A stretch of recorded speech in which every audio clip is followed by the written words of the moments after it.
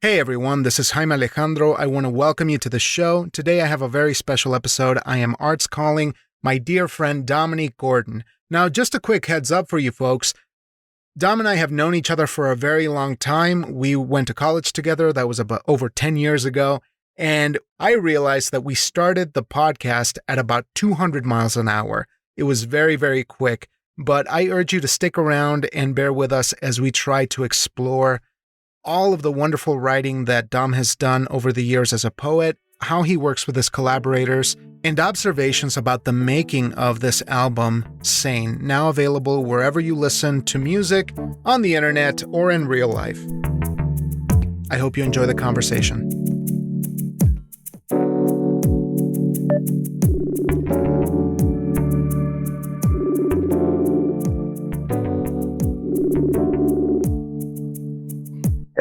Hey man, how you doing? I'm good. How are you? I'm awesome. It's so good to see you, dude. Always good to see you, man. Man, I just got to thank you for doing this real quick. I'm going to just hit the ground running so I don't take up too much of your time. First of all, Happy New Year. Happy New Year. I miss the hell out of you. I miss you too, bro. And congrats on this bitchin' album. Did you listen to it? I did. I wasn't supposed to. Because it's a secret release. And before we get into it, I'm just going to roll, okay? If you don't mind. I want to welcome you to the show. This is Arts Calling, and I'm going to try not to make it super serious. We can. You might have to help me out with that, though. Yeah. So the reason I wanted to talk to you today is to celebrate this awesome new album that you have coming out. And of course, to learn a little bit more about the process, because you and I go a little bit ways back, a little bit, not a whole bunch. But I mean, 10 plus years or so. But 10 plus years, man. That is a while. So if you don't mind, let's talk a little bit about what this album means to you and where it came from. So, I had moved to Texas and I was like pretty much like, oh, I'm not going to do music anymore. I'm going to try to like write for other people and like do that whole thing. And when I came back to Colorado, I went to an open mic again. And then I was like, oh, no, I need to be doing this. So I remember like I wrote EAFP, Edgar Allan Poe. And I sent it to my friend Gabe, who's in the band now. He's the guitarist. And I was like, you want to start a band? And he said, yeah. So we started working on the newer songs and just getting the right people in the band. And we're finally here. And so that's the exciting thing, because this is sort of it feels anyway, like a culmination of all the stuff that you've done before. I mean, you're a poet, you're a performer, you've done some writing before. And can you tell me why you moved away from making music in the first place? Why did you have that feeling like, I don't want to make music anymore, I'm done with that? I don't know. I think COVID took a lot out of me when it came to that, because it was me and my boy Avery. We had like two bands and they were going strong and, making a lot of traction. And then, COVID hit and just everything halted. And I was just like, you know what? Like at the time I was like, I don't want to deal with it no more. Mm-hmm. But then like, once an addict, always an addict, and I had to get back into my drug, What is it about it, man? Because even back when we were in college together at good old Casper College, you're a magnet. You have an energy. You want to be on stage. What is it that it gives you? I mean, to be honest, I think because I've been on stage since I was like 11, because my mom had me in her drill team. So like I would do the step in, like I'm in a Omega Psi, whatever, Kappa, whatever. And so I was just used to being in front of a lot of people. Like 7th grade, I was class president because I just went up there. And you remember the Budweiser commercials, the What's Up commercials? Yeah. It was like, what's up? I did that. And that's the only reason why I freaking wore. You captured the time, man. You captured that. Yeah. Yeah. I had no plans. I wasn't helping anybody. I mean, eventually we had to wear uniforms the next year. Like I didn't do anything. So like you were what they call the lame duck president. But given that your music now is I'm what Bob Dole would have been as a president. Now, it's funny you mentioned that, man, because the album, just coming back to it for a moment, it is so charged with these moments of a real kickback, a real just kind of anger toward what's going on in the world right now. There's a lot of that beautiful aggression that you put into stuff. And it was very raw, especially with the single that came out. Tell me the name of the single and tell me what it's meant to do. So like Plead the Sixth is it's basically like you know how people write songs and they're like, man, fuck this guy and all that stuff. And it's just like that, like it works. Like for real, like, yeah, F him. But I wanted to do something different where it's like dressing him down, but I'm acting as if I understand what his perspective is. Because it's like, honestly, it's all fake news, all that stuff. And it's like, Yeah. I'm from his perspective, but I'm also saying all the things that he is not. And we're talking about Trump, and we're talking about that time that Trump? we're coming out. Like Trump. I'm talking about Barry O. Yeah, it's about Trump. That'd be hilarious. I was talking about Obama. No, I'm sure.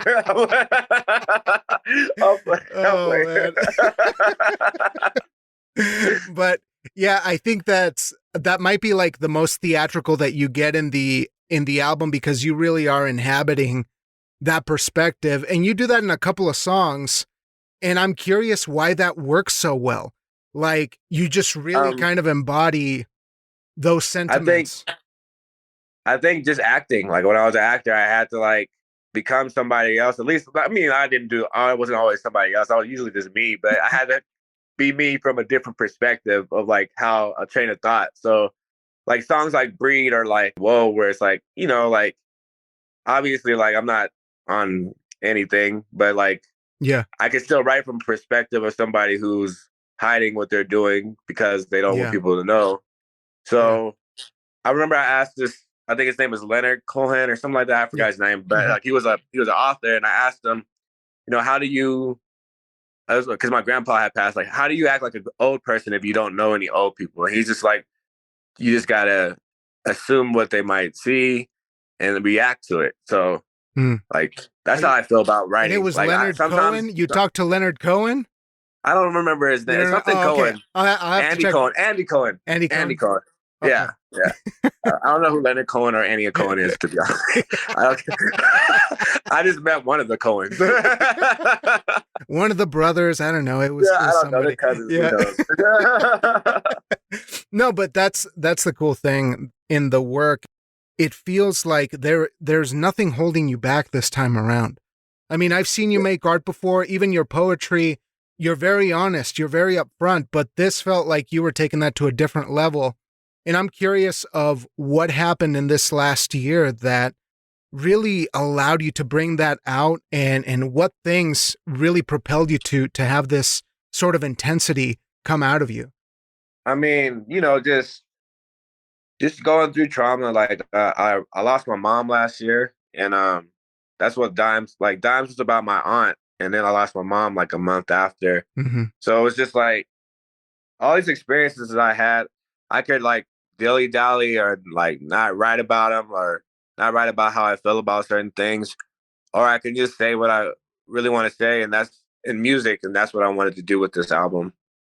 Yeah, man. And again, I know I kind of sent you a couple of messages a while back, but I'm really sorry that, you know, you had to overcome a very, very difficult year. But the music, and in particular, Dimes, was such a testament to that kind of grief. And I wanted to ask you specifically about that song because it lands so hard as the closer of the album, as sort of like the final kind of hit, you know, that final thing that we need to get to at the end of a work. I mean, that landed so heavy, and you could hear it in the voice. You could hear it in the way that you sang that song at the end. It really brought everything together, but more importantly, like, just me knowing you, I could tell that was the moment that it felt like everything was really pouring out.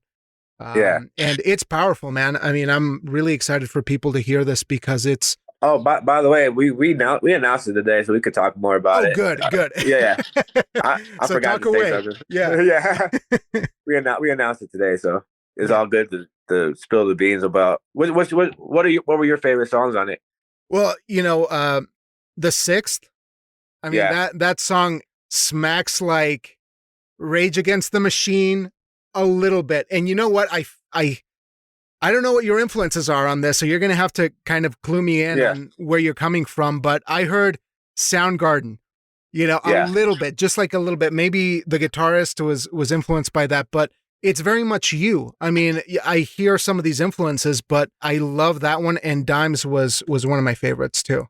Yeah. I mean, influence wise, it's all like my number one influence is always Jack White, like no matter what it is I'm doing. But I think try to make it like kind of like grunge, but more punk than grunge, and it kind of just became its own thing. Like, because Gabe's guitar is very grunge like on a lot of the songs. But like when we would do shows, people were like, "Oh, you guys are a punk band." I was like, "All right, we'll take that." Yeah, and we don't, because we don't know how to describe it really. It's like some lady on. I know I shouldn't reference TikTok because whatever, but some lady on TikTok was like, "It's like pure chaos, and it makes me itch, but in the best way." And I'm like, I kind of don't know what that means. Put it on the poster when you do your next show down in Colorado. Just be like, this is from the source, man. These are people whose lives are getting changed by this album. Yeah. But I noticed there was a song. You're gonna have to remind me on what the name of it was when you do that really fast tempo change. That was so fun. That was so Figure. Good. Yeah. Figure. The one was like, and all the people with money don't care about and then, you. Just an immediate steamroll that song was really fun to make, and I don't remember how I made it. So like, it's not going to be repeated anytime soon. Hey, but sometimes that's how it happens, right? Sometimes you have those moments of pure magic that are just out of the blue. But in regards to the songwriting for the other songs, because you're going to have to explain to me how you varied from your poetry, because you're very prolific, dude. You put out 3 poetry collections in 2 years? Yeah. 2 years? 3. I mean, 3 years, yeah. No, 2. You're right, 2. Yeah. That's a bit. That's a bit. But how does this come so easily to you? And also, what's the difference for you between the work that you do in poetry versus the songwriting, and how collaborative is it? Like, there's not much of a difference. Like, a lot of the poems, and I think the reason why I can write as much as I can is because I just use a melody and I write to it when I'm writing, even if it's just a poem. Like, I have a melody to most of the poems, unless it's like a more spoken word type poem. Yeah. Like, I have a flow that I use, and sometimes it's just one poem, and sometimes I just write 10 like that have the same type of flow.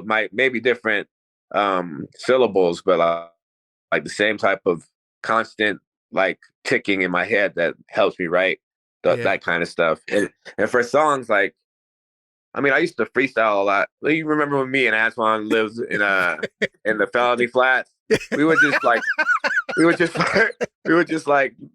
off the cuff and make songs out of nothing. So like that was always in me. So I'm just blessed that it comes to me when it does, and that I very rarely ever get writer's block or anything like that. Yeah. But that's the fun thing too. I think, at least me as your friend, knowing you and knowing your work, this feels refined. I mean, it's still raw, it's still you, but from when we were first doing that first poetry collection to this, even that commitment to your craft is showing, that those hours, those reps that you're doing performing, it feels like it's really coming to fruition. And that's why I'm so proud of you, because this feels like another level. So I'm just really happy to see. Yeah, man. Thank you, man. But it's a testament to the vision, right? I mean, I want to know how the band works. How does the band work with, tell me about, is it DOMO JUJU? DOMO JUJU. DOMO JUJU. I forgot the O. I knew it. Yeah. Tell me. So, at first it was just me, Gabe, and Joe, and we would work on all the songs, get the structure down, try to get the bass and the guitar for it.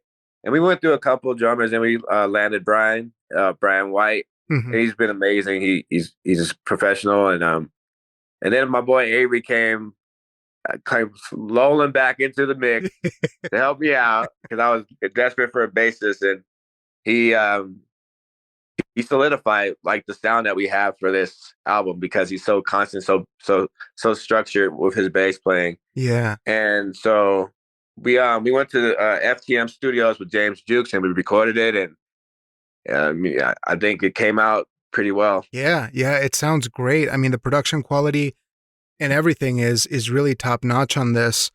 How did some of the songs evolve from what you had on paper or what you did on your own versus what ended up happening with the band? Were there songs that changed a lot or drastically from when you started to how they are now in the album? No, I think most of the stuff that we started with is what we kept. Mm, Um, certain songs like "Whoa" and "Thunder," I actually wrote with Avery when we were living in Texas, mm, and then we just added like Gabe added guitar to it that was different. Um, but for the most part, like there's never been like a time where like we had a song and it's like, no, we got to completely switch everything. This isn't working. Like we yeah, just yeah. we kind of like have good chemistry in that way that like usually first time's the charm. Yes, but you guys, how long did you perform together before the recording? Like, how long did you guys Then we actually? had 2 shows. Oh yeah, Yeah, no, I think I we only love played two that. shows. Yeah, Yeah, because it we played Squire in like March. I think we played Goosetown, maybe 3 shows, but we hadn't played that many shows together. I think in total we have 4 shows before we recorded. yeah. What are the moments out of the whole album that make you the happiest? That you feel like you landed it? Sane. I think Sane, to me, because it's a song I wrote a while ago, but like just to see it come together the way it has. Figure, of course, Dimes, of course. I think my favorite line in the album is, and I know that it's okay to feel terrible. That don't mean I want to. Mm-hmm. Because people are always like, oh, you'll be fine. It's like, well, I don't want to feel like this. Yeah. And I think that's like one of the more powerful lines. Um, yeah, Breed. I like Breed. Mm-hmm. Just like just the F you to the system. And most of the songs is like that. Yeah, but you arrive at that point, or maybe you've been sitting in those thoughts for a long time. That's why they feel so heavy. That's why they feel so aggressive in the right way. They feel like protest. They feel like they have a drive to them. But Mhm. I mean, I definitely enjoyed that aspect of it. So I want to keep it brief because I know that we had like a little impromptu thing where we're trying to like get this out there so folks know that the album is here. What's next for the project? I should say. I mean, just gigging, playing shows, getting the music out there to new people. I'm trying to play bigger shows, better shows, not better shows. I think any show that you put on, you should treat it like it's the best show you ever did. So that's the wrong word to use, but just playing more, and then Yeah. like working on a new recording and getting those songs right and having a little bit of a catalog and selling our publishing for $50 million. That's the way to do it, man. You have to get into the NFT market. Where's your NFT? You're 6 months behind, Nah, dude. hey, pay me in Bitcoin, baby. Yeah, Only man. Bitcoin. You ain't got no. You So, ain't got Coinbase. dude, Coinbase is having a fun time right now. They're hemorrhaging money from what I hear. It doesn't seem too good Yeah, for them. So, yeah, listen, let me ask you just a couple more to call it good here. Colorado, has that always been home for you? yeah. I mean, I grew up here. I was raised in Aurora. Yeah. Um, my extended family lived in Montbello and in Park Hill, so I was just always around that area. Yeah. Um, How, and so yeah, how do you think your environment affects your work? Especially uh, like how it affected you before and how it affected this album. If it did at all.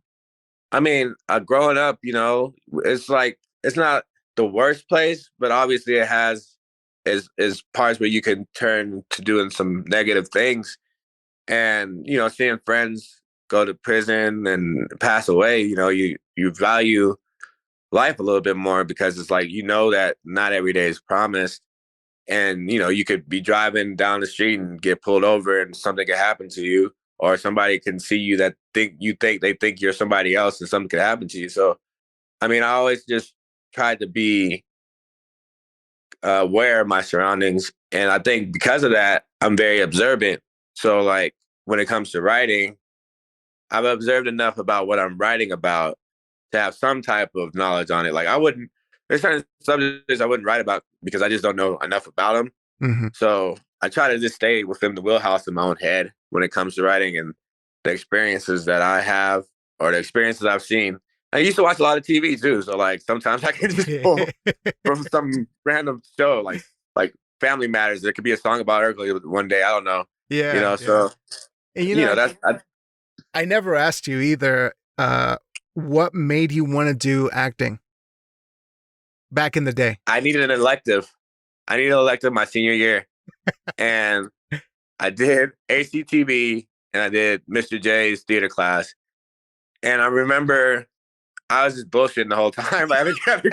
I didn't care at all. That's like Teenage Dom was the worst. Dom, he gave 0 F.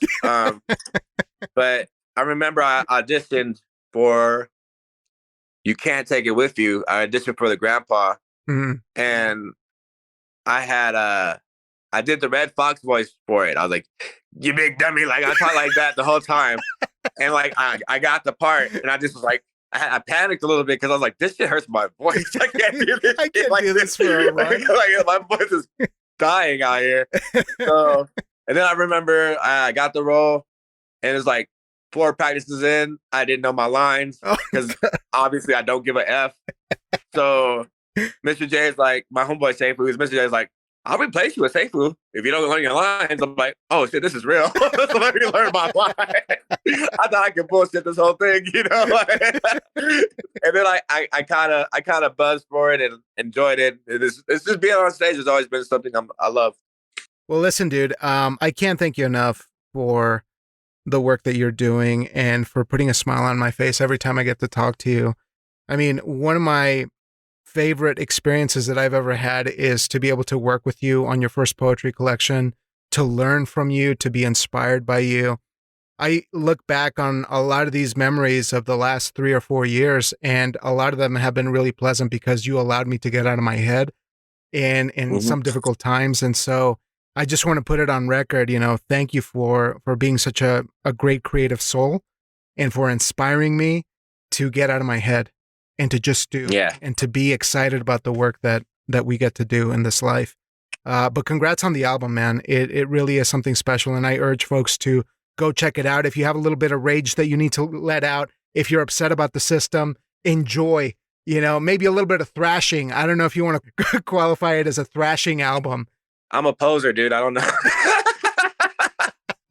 Not really a punk, you know. You play the part. You play the part well, but no, seriously, this is all you. This is all a unique voice, and that's what I admire about you, man. And again, congrats on this awesome album, and I love you to death, man. You're one of my favorite. I love you too.